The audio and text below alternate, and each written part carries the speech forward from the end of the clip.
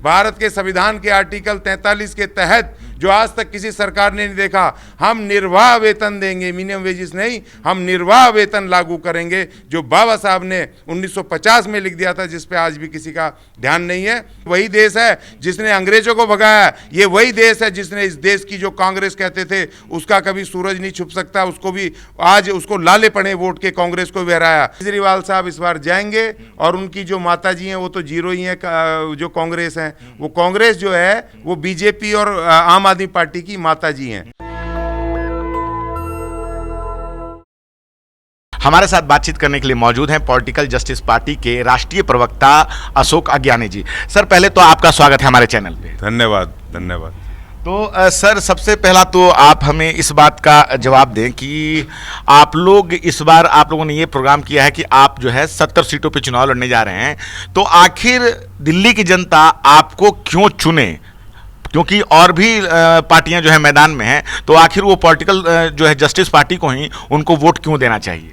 जी देखिए, ये पॉलिटिकल विकल्प हमने उन तमाम लोगों का पॉलिटिकल विकल्प बनाया है कि जो लोग ठेकेदारी प्रथा के अंदर बिल्कुल दबे कुचले हैं, जो सफाई कर्मचारी से लेके फोर्थ क्लास कर्मचारी हैं।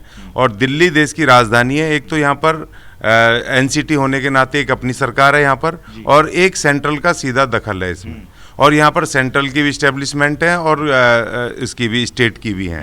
लेकिन चारों तरफ स्टेट गवर्नमेंट हो चाहे सेंट्रल गवर्नमेंट हो, उसमें चाहे एमसीडी हो, चारों तरफ ठेकेदारी पर ला करके उन्होंने जो हमारे कॉन्स्टिट्यूशनल राइट हैं, जो खासतौर पे अनुसूचित जाति जनजाति के कर्मचारी हैं, उनके जो कॉन्स्टिट्यूशनल राइट हैं उनको कहीं ना कहीं उन्होंने उनका ख़त्म करने का उन्होंने बीड़ा उठाया है। और ठेकेदार इतना शोषण करते हैं और उनके सुपरवाइजर तो उनको इतना अपमान करते हैं कर्मचारियों को। एक तो आप उनके कॉन्स्टिट्यूशनल राइट नहीं दे रहे हैं, लेबर लॉ लागू नहीं कर रहे हैं, यहाँ तक कि मिनिमम वेजेस नहीं दे रहे हैं उनको, ना ईपीएफ है ना प्रोविडेंट फंड है। उल्टा वो एक दिन छुट्टी कर ले तो 4-4 दिन आप एब्सेंट लगा देते हो गैर तरीके से, और फिर उनको अपमानित करते हो, उनको गालियाँ बकते हो, जातिगत गालियाँ बकते हो।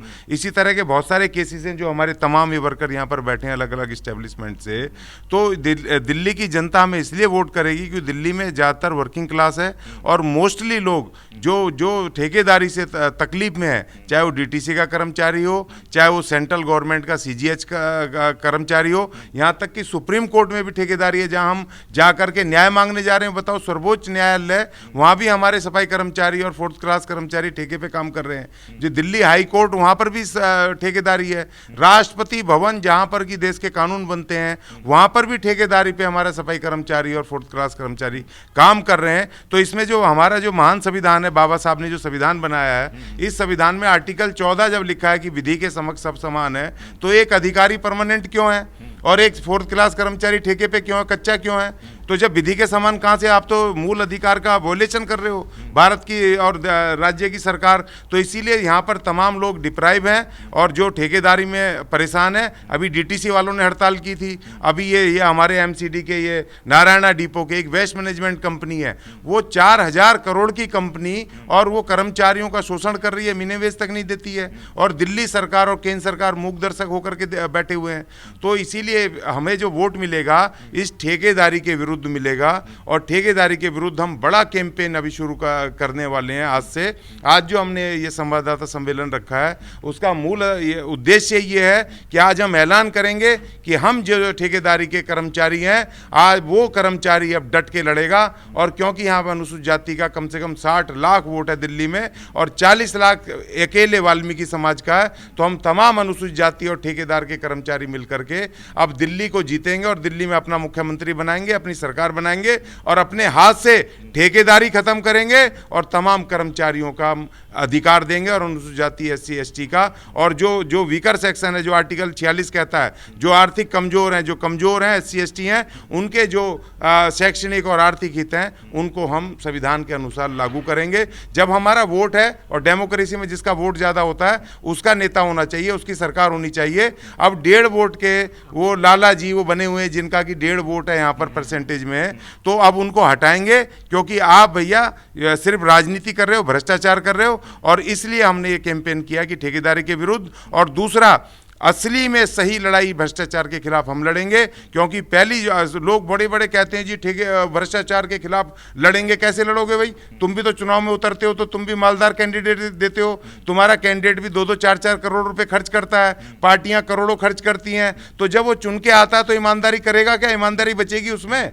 तो जब चोरी के तो तुम खुद सिखा रहे हो, भ्रष्टाचारी तो तुम खुद पैदा कर रहे हो। तो इसीलिए जो हमारी कैंपेन है अब ये इस देश की डेमोक्रेसी को पाक साफ करने का और भ्रष्टाचार मुक्त करने का कैंपेन है कि हम यहाँ बिना पैसे के लड़ेंगे, जनता के चंदा मांग करके लड़ेंगे, और जनता से चंदा लेकर के जो ईमानदार ये कैंडिडेट जीतेंगे वो ईमानदारी से विधानसभा में अपनी बात कहेंगे और संविधान को लागू करेंगे।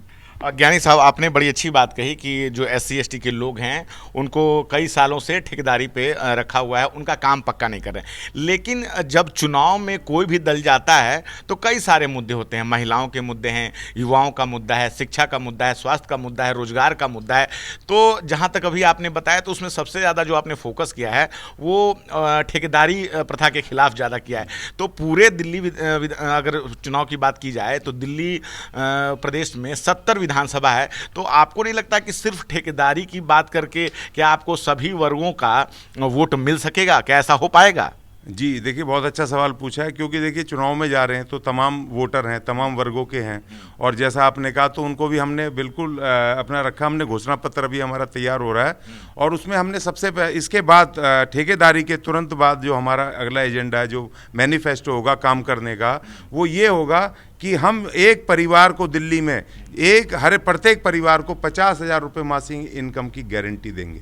हम मुफ्त में ना बिजली देंगे, ना पानी देंगे, ना DTC मुफ्त में देंगे, कोई चीज़ मुफ्त में नहीं। क्योंकि इस देश का मेहनत कश, खास तौर पे सफाई कामगार और 4th क्लास कर्मचारी, वो सदियों से मेहनत करके खाते हैं, वो भीख नहीं लेते। और हमें भीख नहीं चाहिए, हम एक पैसा भी कोई सब्सिडी नहीं देंगे, कोई उधार नहीं देंगे मुफ्त।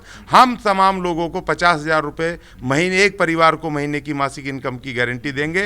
उनको, उनके बीवी को, उनके पति को 50,000 रुपये मिलने चाहिए, जिससे कि वो अपने बच्चों को बेहतर जीवन दे सकें, और दिल्ली के अंदर उनको एक मान सम्मान के साथ जीने का उनको हक होना चाहिए। एक तो हमने ये इसके ऊपर रखा है। दूसरा फोकस है बुजुर्गों को।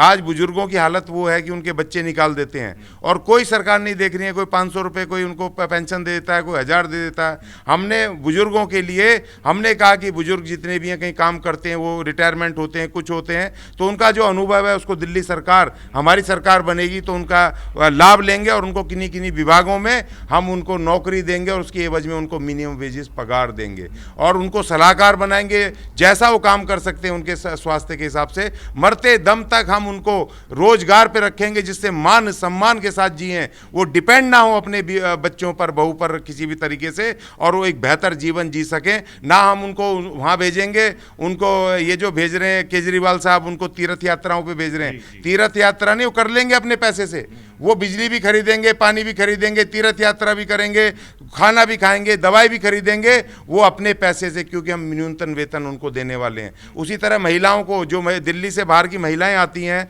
जो यहाँ कामकाजी महिलाएं आती हैं, उनको हम हॉस्टल्स की वो फैसिलिटीज़ करेंगे, जो वर्किंग वुमेन है जो बाहर से आती हैं। यहाँ तक कि हमने किन्नर को, जो किन्नर हैं और जो यहाँ पर वो अपनी जो वो वर्कर, सेक्स वर्कर्स हैं, उन सब के लिए भी हमने उनके रोजगार के लिए, उनकी स्किल डेवलपमेंट के लिए, उन सब के लिए, और पेंशन्स वगैरह की भी हमने उसके लिए किया है। एक ब्रॉड बनाया है। जमुना को भी साफ करेंगे हम दिल्ली के अंदर स्कूलों को, जो केजरीवाल ने, ये दिल्ली सरकार ने पिछले 10 साल के कार्यकाल में 60 से 70 दिल्ली सरकार के स्कूल मर्ज करके बंद किए हैं, उनको हम दोबारा से चालू करेंगे, और दिल्ली के अंदर एक आधुनिक शिक्षा व्यवस्था का हम वो करेंगे, और हर बच्चे को कंपलसरी एडमिशन मिलने की गारंटी करेंगे, और मुफ्त शिक्षा, बिल्कुल निःशुल्क शिक्षा और क्वालिटी शिक्षा ये हम देंगे, ये हमने तय किया है। और दूसरी बात, सबसे पहले कि हमने जो MCD के अंदर, MCD और NDMC, ये दोनों बड़े एक वर्ग हैं जिनके के अंदर बहुत बड़ा काम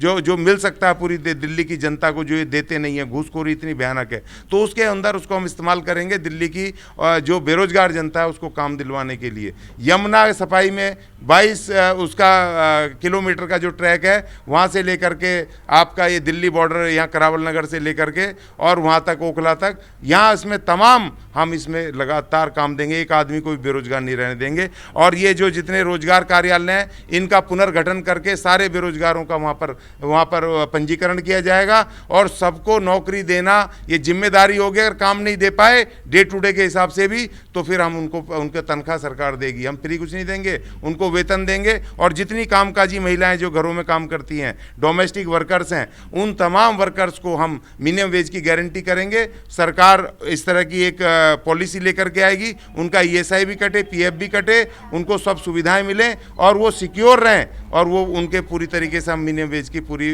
व्यवस्था करेंगे। और दूसरी बात, जो सबसे बड़ी बात जिसकी वजह से हमें वोट मिलेगा, भारत के संविधान के आर्टिकल 43 के तहत जो आज तक किसी सरकार ने नहीं देखा, हम निर्वाह वेतन देंगे, मिनिमम वेजेस नहीं, हम निर्वाह वेतन लागू करेंगे जो बाबा साहब ने 1950 में लिख दिया था, जिस पे आज भी किसी का ध्यान नहीं है।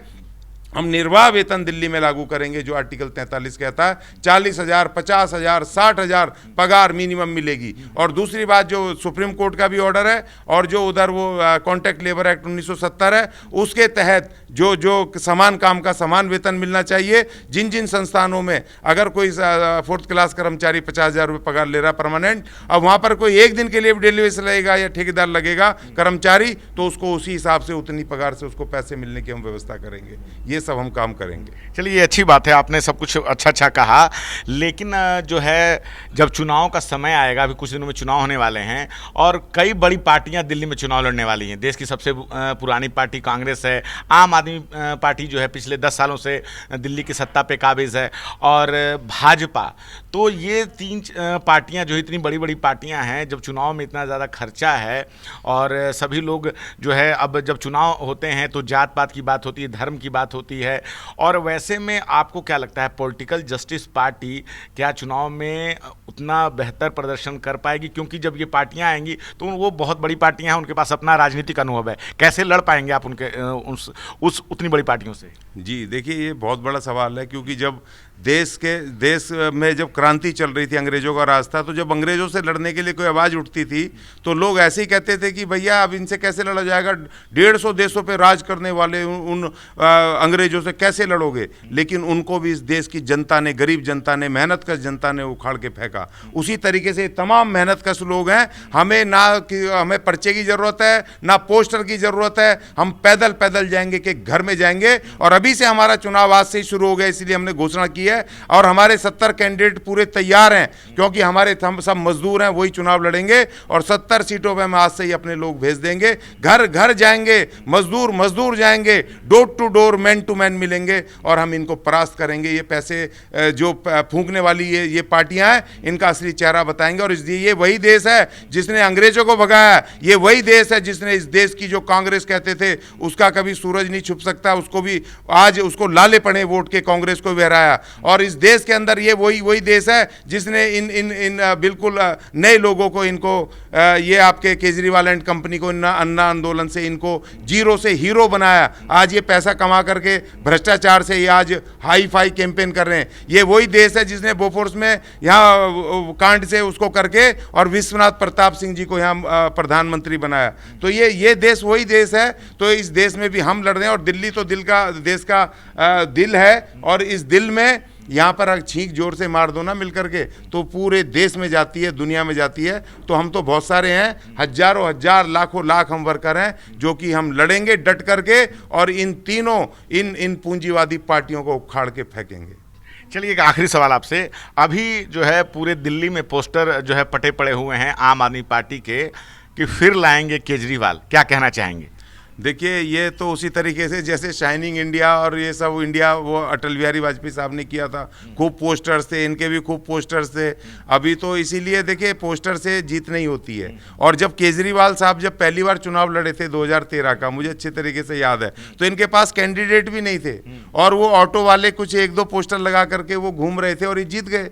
जनता ने इनको मैंडेट दे दिया। तो पोस्टर से नहीं मिलता है। केजरीवाल साहब इस बार जाएंगे और उनकी जो माता जी हैं वो तो जीरो ही हैं, जो कांग्रेस है, वो कांग्रेस जो है वो बीजेपी और आम आदमी पार्टी की माता जी हैं, ये दोनों बेटियां हैं उसकी। तो ये दोनों बेटियां माता जी के साथ इनको हम हज करने और तीर्थ यात्रा पे इस बार भेज देंगे। आपने हमसे बात की अशोक ज्ञानी जी, आपका बहुत बहुत शुक्रिया। धन्यवाद सर। तो हमारे साथ बातचीत कर रहे थे पॉलिटिकल जस्टिस पार्टी के नेशनल प्रवक्ता अशोक ज्ञानी जी, और जिस प्रकार से कांग्रेस पे, आम आदमी पार्टी पे और भाजपा पे हमला बोला, साफ साफ कहा कि हम जो है आने वाले समय में जो यहाँ के लोग हैं उनको तीर्थ यात्रा करने के लिए नहीं भेजेंगे, हम जो है उनको इतना निर्वाह करने के लिए इतने पैसे देंगे, उनको मिनिमम वेज देंगे, और जो है ठेकेदारी प्रथा जो पिछले कई सालों से लगातार चल रही है उनका काम पक्का नहीं हो रहा है। ये उनका प्रमुख मुद्दा है कि इस चुनाव में जो है पॉलिटिकल जस्टिस पार्टी ठेकेदारों के विरुद्ध चुनाव लड़ेगी और अपने लोगों को काम पक्का करेगी। क्या है आपकी राय इस छोटी सी बातचीत पे? आप अपनी राय हमें कमेंट में जरूर बताएं। मैं रंजय कुमार, कैमरामैन आशीष के साथ नेशनल दस्तक। धन्यवाद। नेशनल दस्तक की आपसे गुजारिश है कि अगर इसको बचाना चाहते हैं तो नेशनल दस्तक को सब्सक्राइब करने के लिए रेड कलर के सब्सक्राइब बटन को दबाएं, फिर बेल आइकन की घंटी दबाएं। नेशनल दस्तक को बचाने के लिए बहुत जरूरी है कि हर खबर को शेयर करें, लाइक करें, कमेंट जरूर करें।